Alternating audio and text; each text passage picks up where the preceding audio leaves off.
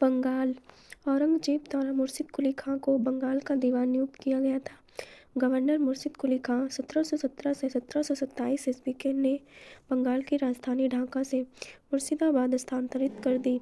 उसने अंग्रेज east India company द्वारा राजस्व वसूली को रोककर अपने राज्य के हितों की रक्षा का प्रयास किया।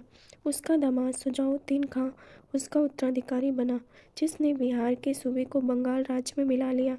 मुर्शिद कुली खां और उसके उत्तराधिकारी नवाबों द्वारा बंगाल, बिहार और उड़ीसा का प्रशासन स्वतंत्र शासकों की तरह किया गया।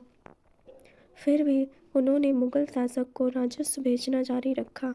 बंगाल के नवाबों का विवरण निम्नलिखित है। मुर्शिद कुली खां को औरंगजेब द्वारा बंगाल का दीवान नियुक्त किया गया था। उसने अंग्रेज ईस्ट इंडिया कंपनी द्वारा राजस्व वसूली को रोककर अपने राज्य के हितों की रक्षा का प्रयास किया। शुजाउद्दीन खां, जो मुर्शिद कुली खां का दामाद था, उसका उत्तराधिकारी बना और उसने बिहार के सूबे को बंगाल राज्य में मिला लिया।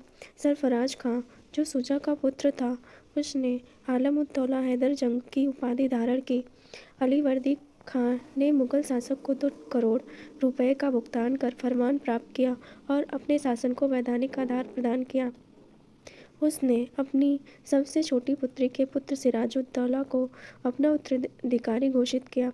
सिराजुद्दौला ने कलकत्ता में अंग्रेजों को अपनी फैक्ट्रियों की किलेबंदी करने से रोका, लेकिन अंग्रेजों द्वारा उसके आदेश को न मानने के परिणाम स्वरूप अंग्रेजों और सिराजुद्दौला के मध्य प्लासी का युद्ध लड़ा गया। मीर कासिम ने बर्दवान, मिदनापुर और चिटगांव की जमींदारी अंग्रेजों को सौंप दी। उसने अपनी स्थिति को मजबूत करने के लिए अनेक राजस्व और सैन्य सुधारों को लागू किया। मीर जाफर ने बंगाल, बिहार और उड़ीसा में मुक्त व्यापार करने का अधिकार और 24 परगना की जमींदारी ब्रिटिशों को प्रदान कर दी। मीर कासिम से युद्ध प्रारंभ होने के बाद 1763 ईस्वी में उसे ब्रिटिशों द्वारा दोबारा गद्दी पर बिठाया गया। नजम-उद-दौला मीर जाफर का पुत्र था और द्वैत शासनकाल के दौरान अंग्रेजों के हाथों की कठपुतली मात्र था। निष्कर्ष है, औरंगजेब की मृत्यु के बाद मुगल साम्राज्य के पतन के साथ ही बंगाल मुर्शिद कुली खां के नेतृत्व से स्वतंत्र हो गया। मुर्शिद कुली खां ने अपने योग्य प्रबंधन क्षमता के द्वारा बंगाल को समृद्धता के शिखर तक पहुंचाया।